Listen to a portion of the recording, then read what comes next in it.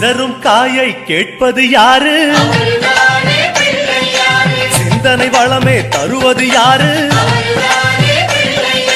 மோதகம் கேட்கும் கடவுளும் யாரு? சாதகம் செய்யும் சாமியும் யாரு? பாகும் பருப்பும் கேட்பது யாரு?